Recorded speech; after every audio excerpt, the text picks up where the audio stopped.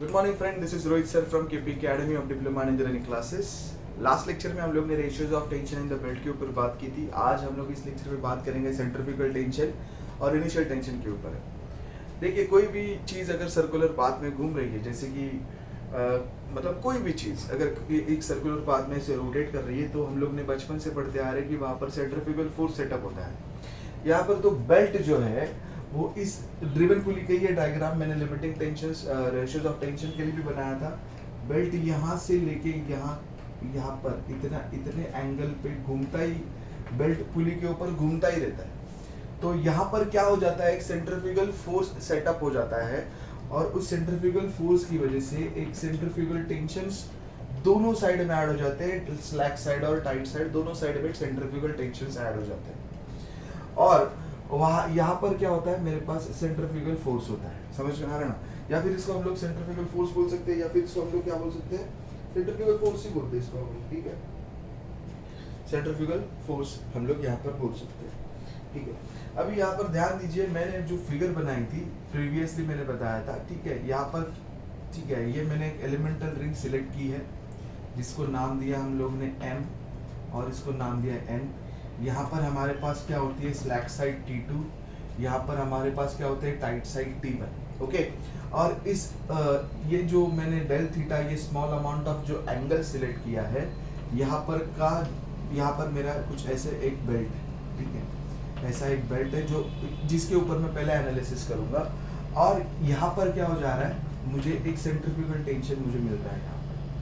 ठीक है, centrifugal tension, यहाँ पर सेंट्रीफ्यूगल टेंशन कैसे निकालेंगे उसके ऊपर का ये डेरिवेशन। ओके, तो फिर से एक बार कि कोई भी चीज अगर सर्कुलर पाथ में घूम रही है तो ये बेल्ट पुली के ऊपर से क्या एक्सपीरियंस करता है, एक सेंट्रीफ्यूगल फोर्स, मतलब अवे फ्रॉम द पॉइंट जाने वाला फोर्स। कोई भी चीज सर्कुलर पाथ में अगर ट्रैवल करती है तो सेंट्रीफ्यूगल फोर्स वो एक्सपीरियंस करती है।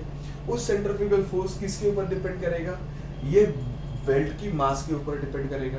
ठीक है, अभी बेल्ट का मास क्या होगा उसके बारे में बात करेंगे। तो सेंट्रीफ्यूगल फोर्स कैसे जा रहा है, अवे फ्रॉम द पॉइंट जा रहा है, and because of this centrifugal force there is some centrifugal tension is going to add in the tight side as well as the slack side, that I want to tell you. Okay, now what we're going to do here, we are going to find out how we are going to calculate this centrifugal force. Now let us take first a free body diagram. This is my centrifugal force and this is my centrifugal tension, और ये angle del theta है। तो मैंने previous lecture में भी बताया था bye trigonometry ये एंगल कितना हो जाता है, डेल थीटा बाय 2।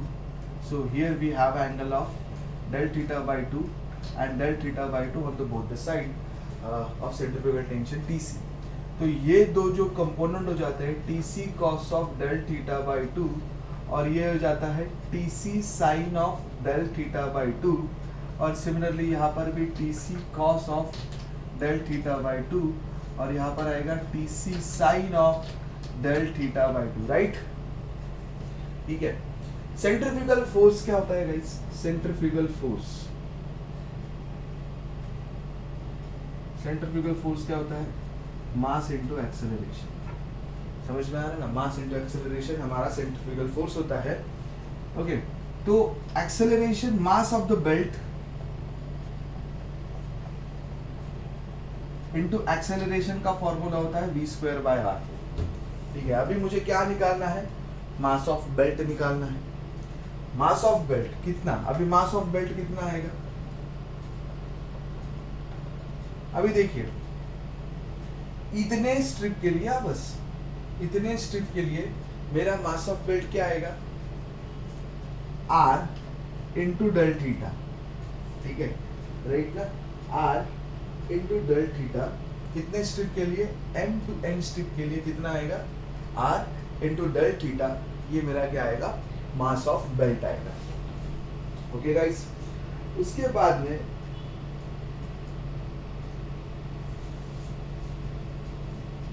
ठीक है, मास ऑफ द बेल्ट क्या आएगा, R इंटू डेल थीटा। कितने एंगल के लिए, एलिमेंट Mn के लिए, सीधे यहाँ पर लिख देता हूँ, mass of belt for element Mn के लिए क्या आएगा, M R del theta, M R del theta. कितने एलिमेंट के लिए, ये डेल थीटा एलिमेंट के लिए ना, तो ये M क्या होता है, मास पर यूनिट लेंथ, और ये कितने एंगल के लिए, r into del theta angle के लिए।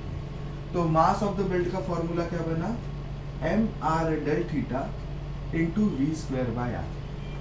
समझ में आ रहा है, M R del theta into V square by R.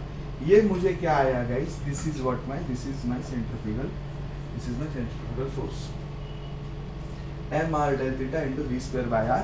तो यहाँ पर से आर आर कट हो गया, तो क्या हो गया, M V square into del theta आया।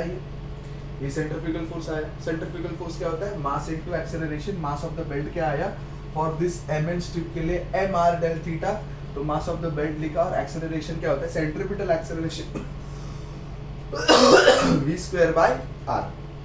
ठीक है, अभी हमारे पास दूसरी टर्म, ठीक है, सिंपल से समझा रहा हूँ, इतना ज्यादा एग्जाम में आता है लेकिन ठीक है। यहाँ पर हमारे पास क्या मिल रहा है, अभी मैं सेंट्रीफ्यूगल फोर्स चाहिए ना मुझे, तो summation of F Y is equal to 0 करता हूँ। Upward force positive, downward force negative.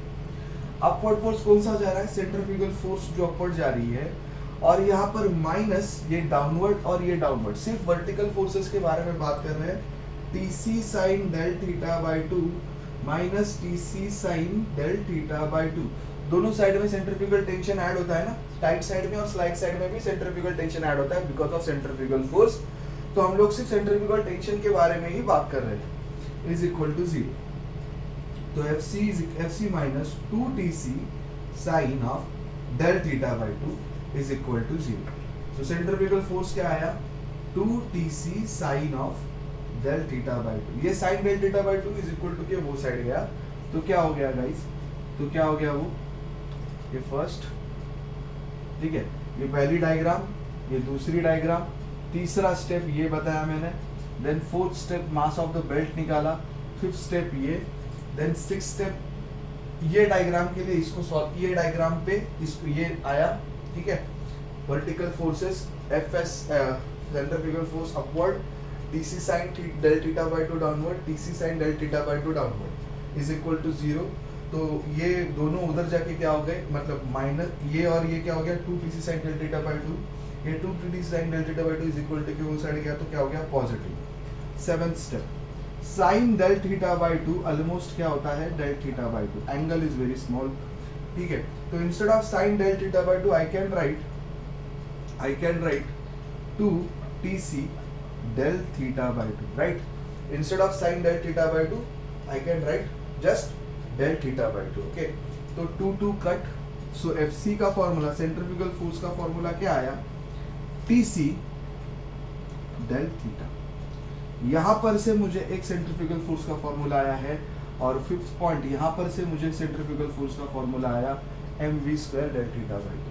So comparing equation 5th and 7th, ठीक है, 8th step, comparing equation 5th and 7th, मुझे क्या मिलेगा, ये टीसी डेल थीटा है और ये FC है, ये भी FC है। यहाँ पर FC क्या आया, M V square del theta, यहाँ पर सेंट्रीफ्यूगल फोर्स क्या आया, TC del theta, where TC is centrifugal tension, del theta cut, centrifugal tension का formula in case of belt drive के लिए क्या हो गया, एम वी स्क्वायर, जो सर्कुलर मोशन में किसी एंगल थीटा के साथ चलते हैं। तो यहाँ पर देख के क्या समझ में आता है कि सेंट्रीफ्यूगल टेंशन जो है वो टाइट साइड और स्लैक साइड के टेंशन के ऊपर डिपेंड नहीं करता है। सेंट्रीफ्यूगल टेंशन किसके ऊपर डिपेंड करता है, मास ऑफ बेल्ट के ऊपर, मास ऑफ बेल्ट कितना है और वेलोसिटी क्या है, ये दो टर्म के ऊपर सेंट्रीफ्यूगल फोर्स बेल्ट ड्राइव में डिपेंडेंट है। अभी देखिए कि मान लीजिए आपको सेंट्रीफ्यूगल टेंशन दिया टाइट साइड में, तो टाइट साइड में क्या हो जाएगा, टेंशन, टाइट साइड का टेंशन क्या हो जाएगा, T1 प्लस TC, ये हो जाएगा टाइट साइड का टेंशन, ओके। और स्लैक साइड में भी अगर सेंट्रीफ्यूगल टेंशन मेंशन किया, तो स्लैक साइड में भी क्या हो जाता है, सेंट्रीफ्यूगल टेंशन ऐड हो जाता है if they mention, okay. That's it guys, ये है मेरा सेंट्रीफ्यूगल टेंशन के रिगार्डिंग। बहुत सिंपल सी भाषा में सेंट्रीफ्यूगल फोर्स क्या होता है, मास इनटू एक्सेलरेशन। मास क्या होता है गाइस, मास क्या होता है, मास ऑफ द बेल्ट m, कितना एंगल के लिए, r, ये रेडियस रहेगी ना इसकी, कुछ ये रेडियस रहेगी, r into del theta angle के लिए। So M R del theta angle के लिए निकाला मैंने, मास ऑफ द बेल्ट निकाला, और एक्सेलरेशन क्या होता है, v स्क्वायर बाय r। अभी ये फिजिक्स में नहीं घुसना है यार मेरे को, v square by r sir कैसे आया, no sorry, so V square by R centripetal acceleration, तो ये acceleration M V square del theta, ठीक है। सो यहाँ पर क्या आ गया, आर आर कट होके M V square del theta मेरे पास ये सेंट्रीफ्यूगल फोर्स है। सर्कुलर पाथ में कोई भी चीज घूमती है तो एक्सेलरेशन ऐसे ही आता है, वी स्क्वायर बाय आर आता है। Then summation of F Y is equal to 0, upward force positive, downward force negative. ये फिगर के लिए मैंने यहाँ पर सॉल्यूशन निकाला है, ठीक है। ये फिगर के लिए ये जो मैंने यहाँ फ्री बॉडी डायग्राम बनाई, सेंट्रीफ्यूगल फोर्स आउटवर्ड डायरेक्शन में लग रहा है, सेंट्रीफ्यूगल टेंशन के लिए मैं निकाल रहा हूँ। ये एंगल डेल थीटा है, तो ये एंगल अपने आप क्या हो जाता है, del theta by 2 del theta by 2 del theta by 2 by trigonometry, okay, ठीक है। सो ये मिल गया, इनको सॉल्व किया यहाँ पर से, इसको मैंने सॉल्व किया यहाँ पर से, वर्टिकल फोर्सेस ली और मैंने डेरिवेशन कर दी। इसके बाद में क्या है सर कंसेप्ट, तो कंसेप्ट ये है सेंट्रीफ्यूगल टेंशन होने के बाद now we are going to talk about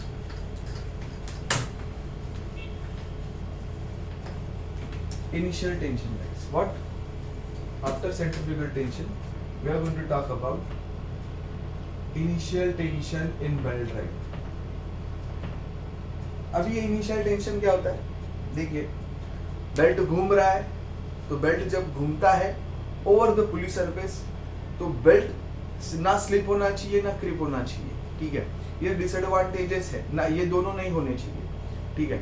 तो ये नहीं कभी होते हैं, कब ये कभी नहीं हो सकते जब वहां पर एक प्रॉपर फ्रिक्शनल ग्रिप रहेगी between the belt and the pulley surface, okay.